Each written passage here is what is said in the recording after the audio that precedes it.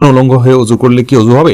সুন্নাহ সম্মতভাবে অজু করে গোসল করলে নামাজ পড়ার জন্য কি আবার অজু করতে হবে? নামাজের সময় কোন মহিলার হিজাব পরিহিতা অবস্থায় রুকু বা সিজদার সময় হাতের কাপড় সরে যায়, মাথার কাপড় দিক থেকে চুল বের হয়ে যায়, তাহলে নামাজ হবে কিনা? আমার মেজাজ সব সময় বিগড়ে থাকে, এটা থেকে পরিত্রাণের উপায় কি? প্রসূতি মা যে পোশাকে সন্তান জন্ম দেন, ওই পোশাক ধুয়ে পরবর্তীতে নামাজ আদায় করলে কি নামাজ হবে? টিকটিকি ও মাকড়সা মারা কি গুনাহের কাজ? প্রসাব করে টিস্যু করলে কি যথেষ্ট? ছেলেদের হাঁটুর উপর প্যান্ট বা লুঙ্গি উঠে গেলে কি অজু ভঙ্গ হবে? ফরজ সালাতের পরে 21 বার বিসমিল্লাহির রহমানির রহিম পড়া কতটুকু হাদিস সম্মত? আমার রাত 2টায় স্বপ্নদোষ হলে কি সাথে সাথে গোসল করতে হবে, নাকি সকালে উঠে ফরজ নামাজ পড়লেই হবে? বিচির সালাতে দোয়া কুনুত না পড়লে বা অন্য কোনো দোয়া পড়া যাবে কিনা? আমরা অনেক সময় গরুর গোশত, মুরগির গোশত কিনে খেয়ে থাকি, কিন্তু আমি তো জানি না যে জবাই করার সময় বিসমিল্লাহ আল্লাহু আকবার বলা আছে কিনা। ইমরান এলাইস আপনি আইডি থেকে জানতে চেয়েছেন, আমার রাত 2টায় স্বপ্নদোষ হলে কি সাথে সাথে গোসল করতে হবে, নাকি সকালে উঠে ফরজ নামাজ পড়লেই হবে? আপনি ফজরের আগে গোসল করলেই চলবে, সাথে সাথে উঠে করতে হবে এমন কোনো বাধ্যবাধকতা নেই। তবে সম্ভব হলে সাথে সাথে করে ফেলতে পারলে ভালো, কারণ অপবিত্র অবস্থায় বেশি সময় থাকা ভালো নয়। জুলফিকার খান তাসিন আপনি জানতে চেয়েছেন, যদি কোনো ছেলে নাভির নিচে প্যান্ট পরে কিন্তু তার জামা দ্বারায় ছতর ঢাকা থাকে, তাতে তার ছতর ঢাকা হবে কিনা? অবশ্যই হবে। আপনি ছতর ঢাকবেন, কি দিয়ে ঢাকবেন সেটা আপনার বিষয়। প্যান্ট দিয়ে ঢাকবেন না শার্ট দিয়ে ঢাকবেন সেটা আপনার বিষয়। জুলিয়া নাসরিন জানতে চেয়েছেন, আমার এক আত্মীয় বললেন দাঁড়িয়ে গোসল করা যায় না, এটা কতটুকু শরিয়া সম্মত? না, এরকম কোনো কথা কোরআন হাদিসে বলা হয়নি যে দাঁড়িয়ে গোসল করা যাবে না। এমনি ইয়াসিন হাবিব জানতে চেয়েছেন, কিছু লোক স্বর্ণ এবং রূপা পানিতে ভিজিয়ে বাসায় ছিটায় এ উদ্দেশ্যে যেন তাদের ঘর পবিত্র থাকে, এই আকীদাটা কি সঠিক? উত্তর হলো মোটেও সঠিক নয়, এটি ভুল এবং ভ্রান্ত একটি বিশ্বাস। অর্থাৎ স্বর্ণ এবং রূপা পানিতে ভিজিয়ে বাসায় ছেটালে আপনার সেখানে পবিত্র হবে, এটা শিরকি আকীদা। কারণ বাসাকে পবিত্র রাখার জন্য, অনিষ্ট থেকে মুক্ত করার জন্য স্বর্ণ এবং রূপার পানির কোনো পাওয়ার নেই।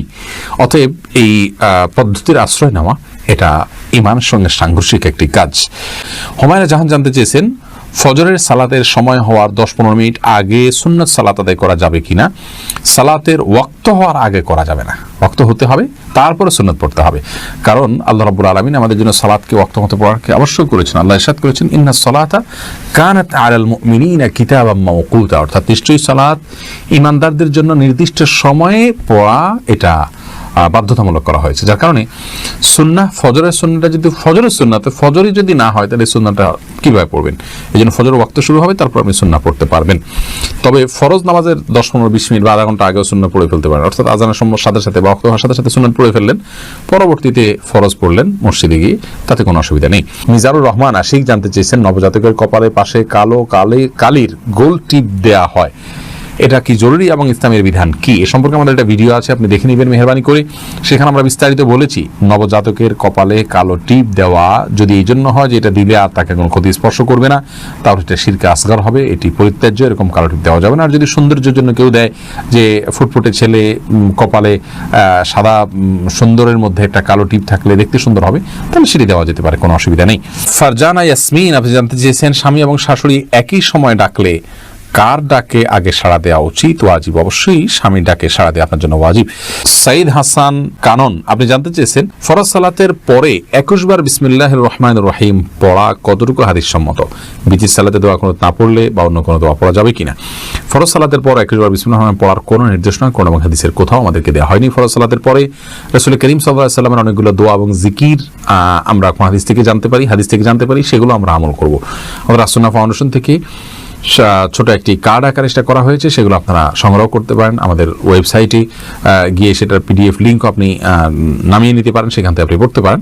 তবে আউযুবিল্লাহ বিসমিল্লাহির রহমানির রহিম 21 বার পড়ার কথা হাদিসের কোথাও নির্দেশ দেওয়া হয়নি। আর রাসূল করিম সাল্লাল্লাহু আলাইহি ওয়াসাল্লাম বলেছেন, মান আহদাসা ফি আমরিনা হাযা মা লাইসা মিনহু ফাহুয়া রাদ, যে ব্যক্তি আমাদের দ্বীনের ভিতরে দ্বীনি কাজের মধ্যে যে ব্যক্তি নতুন কিছু করবে সেটা প্রত্যাখ্যানযোগ্য।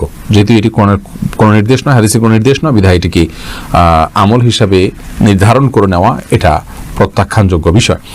আর বিতি সালাতে দোয়া কুনুত না পড়লে অন্য কোনো দোয়া পড়া যাবে কিনা? দোয়া কুনুত বলতে নির্দিষ্ট দোয়া না পড়লে অন্য কোনো দোয়া পড়লেও চলবে, কিন্তু হাদিস বর্ণিত দোয়া কুনুতগুলোই আমাদের পড়া উচিত এবং প্রয়োজনে মুখস্থ হওয়া পর্যন্ত অন্যটা করতে পারবেন।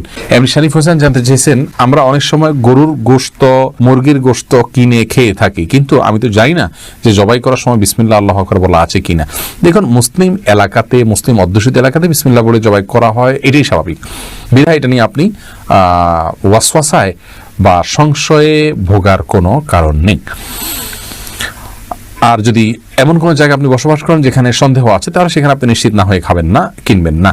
আয়ান আহমেদ রহিম, আপনি জানতে চেয়েছেন প্রসাব করে টিস্যু করলে কি যথেষ্ট?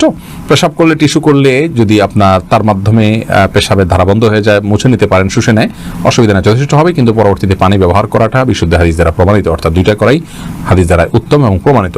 সুলতানা জানতেছেন ছেলেদের হাঁটুর উপর প্যান্ট বা লুঙ্গি উঠে গেলে কি অজু ভঙ্গ হবে? হাঁটুর উপরে প্যান্ট বা লুঙ্গি উঠে গেলে, যদি একাকী থাকে অথবা লোকজন থাকে, যে অবস্থায় হোক না কোনো, কাপড় উঠে গেলে অজু কখনো ভঙ্গ হবে না। শিবলি নোমান জানতেছেন টিকটিকি ও মাকড়সা মারা কি গুনাহের কাজ?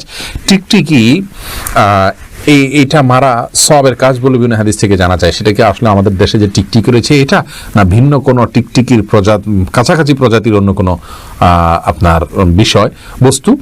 সেটা নিয়ে মতপার্থক্য আছে স্কলারদের মধ্যে। বিশুদ্ধ মত অনুযায়ী আমাদের দেশের প্রচলিত যে টিকটিকি আমরা দেখতে পাচ্ছি এটি সেটি নয়, কিন্তু এই টিকটিকের মতোই এটাকে হত্যা করার নির্দেশ ইসলামে রয়েছে এবং এর বিশেষ কিছু কারণ রয়েছে, এবং এটি আমাদের বাসা বাড়িতে বিশেষ করে বিচরণ করলে সেটি আমাদের জন্য ক্ষতিকর হয়। টিকটিকের কথা আমি বলছি বিশেষ করে, এটি কোনো খাবার ইত্যাদিতে মুখ দিলে সেটি আমাদের ক্ষতির কারণ হতে পারে। আর মাকড়সা, এটা মারা গুনাহের কাজ, মাকড়সা বিনা কারণে মারবো না, যেটি আমাদের কোনো ক্ষতি করছে না। এমডি দেলোয়ার হোসেন, তবে হ্যাঁ, মাকড়সা বাসা ইত্যাদি আপনাদের ভাগতে হয় পরিষ্কারের খাতিরে, এটা অবশ্যই করতে পারবেন। জান্নাতুল ফেরদাউস, আপনি জানতে চেয়েছেন প্রসূতি মা যে পোশাকে সন্তান জন্ম দেন, ওই পোশাক ধুয়ে পরবর্তীতে নামাজ আদায় করলে কি নামাজ হবে? হ্যাঁ বোন, অবশ্যই নামাজ আদায় হয়ে যাবে। কারণ যে কোনো পোশাকে অপবিত্রতা লাগলে সেটা চিরকালের জন্য অপবিত্র হয়ে যায় না। সেটাকে আমরা যদি যথাযথ নিয়ম অনুযায়ী পরিচ্ছন্ন করে ফেলি, পবিত্র করে ফেলি, তাহলে ইনশাআল্লাহ সেটাকে আবার ব্যবহার করতে পারবো।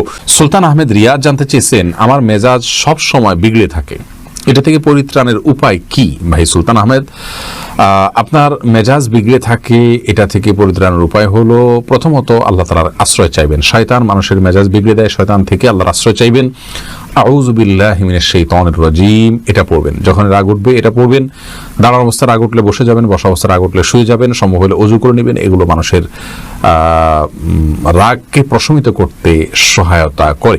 সেই সাথে একজন শান্ত মেজাজের মানুষের সাথে আপনি বেশি সময় উঠা বসা করুন, তার সান্নিধ্যে থাকার চেষ্টা করুন, ইনশাআল্লাহ বিদিনিল্লাহ সবর কিভাবে করতে হয় আপনি হাত কলমে দেখে সেটা করার জন্য স্পৃহা অর্জন করতে পারবেন। শালিনা আক্তার, আপনি জানতে চেয়েছেন নামাজের সময় কোন মহিলার হিজাব পরিহিতা অবস্থায় রুকু বা সিজদার সময় হাতের কাপড় সরে যায়, মাথার কাপড় দিক থেকে চুল বের হয়ে যায়, তাহলে নামাজ হবে কিনা? সামান্য একটু যদি সরে যায় কয়েক সেকেন্ডের জন্য, আবার আপনি ঠিক করে নিয়েছেন, তাতে কোনো অসুবিধা হবে না ইনশাআল্লাহ। এরপরে মামুন জানতে চেয়েছেন সুন্নাহ সম্মতভাবে অজু করে গোসল করলে নামাজ পড়ার জন্য কি আবার অজু করতে হবে? কোরআন হাদিসের আলোকে উত্তর চাই। সুন্নাহ সম্মতভাবে যদি একবার অজু করা হয়, অজু করার পর যদি গোসল করা হয়, তাহলে সেক্ষেত্রে নামাজ পড়ার জন্য আর আলাদা অজু করার দরকার না, যদি অজু থাকে। কারণ সুন্নাহ সম্মত গোসলের জন্য তো শুরুতে অজু করতেই হচ্ছে, যার কারণে ওইটাই যথেষ্ট হয়ে যাবে। রাহাত হাসান, আপনি জানতেছেন উলঙ্গ হয়ে অজু করলে কি অজু হবে? উলঙ্গ হয়ে যদি কেউ অজু করেন, অজু হয়ে যাবে, কিন্তু এটা নির্লজ্জ কর্ম এবং অনুচিত।